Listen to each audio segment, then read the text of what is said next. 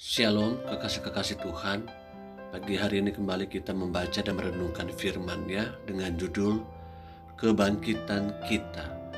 Kamis edisi surat 1 Korintus bersama saya Fani Paendong.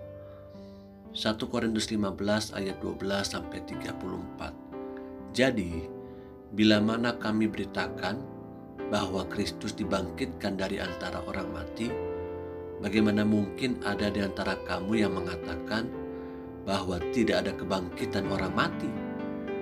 Kalau tidak ada kebangkitan orang mati, maka Kristus juga tidak dibangkitkan. Tetapi andai kata Kristus tidak dibangkitkan, maka sia-sialah pemberitaan kami dan sia-sialah juga kepercayaan kamu. Lebih daripada itu, kami ternyata berdusta terhadap Allah, karena tentang Dia kami katakan bahwa Ia telah membangkitkan Kristus, padahal Ia tidak membangkitkannya. Kalau andai kata benar bahwa orang mati tidak dibangkitkan. Sebab jika benar orang mati tidak dibangkitkan, maka Kristus juga tidak dibangkitkan. Dan jika Kristus tidak dibangkitkan, maka sia-sialah kepercayaan kamu, dan kamu masih hidup dalam dosamu. Demikianlah binasa juga orang-orang yang mati dalam Kristus. Jikalau kita hanya dalam hidup ini saja menaruh pengharapan pada Kristus, maka kita adalah orang-orang yang paling malang dari segala manusia. Tetapi yang benar ialah bahwa Kristus telah dibangkitkan dari antara orang mati sebagai yang sulung dari orang-orang yang telah meninggal. Sebab sama seperti maut datang karena satu orang manusia, demikian juga kebangkitan orang mati datang karena satu orang manusia. Karena sama seperti semua orang mati dalam persekutuan dengan Adam, demikian pula semua orang akan dihidupkan kembali dalam persekutuan dengan Kristus. Tetapi tiap-tiap orang menurut urutannya. Kristus sebagai buah sulung. Sesudah itu mereka yang menjadi miliknya pada waktu kedatangannya.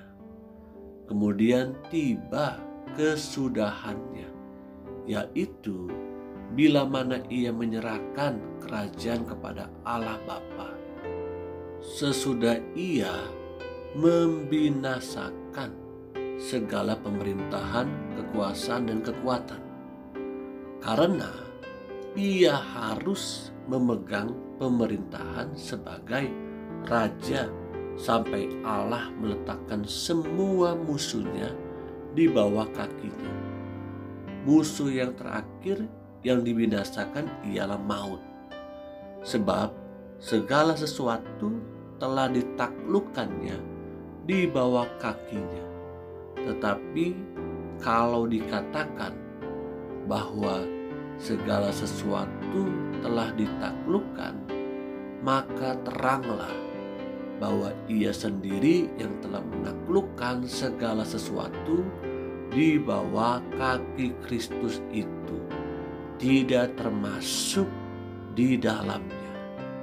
Tetapi kalau segala sesuatu telah ditaklukkan di bawah Kristus, maka ia sendiri sebagai anak akan menaklukkan dirinya di bawah Dia yang telah menaklukkan segala sesuatu di bawahnya, supaya Allah menjadi semua di dalam semua.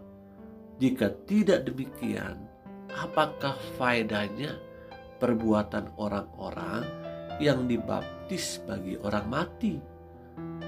Kalau orang mati sama sekali tidak dibangkitkan, mengapa mereka mau dibaptis bagi orang-orang yang telah meninggal?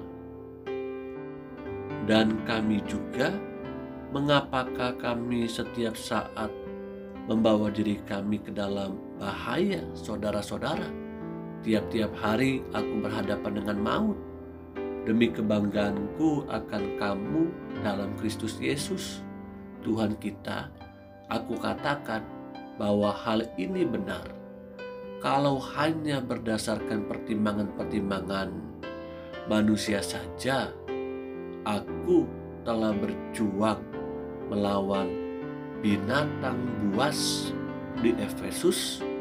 Apakah gunanya hal itu bagiku jika orang mati tidak dibangkitkan?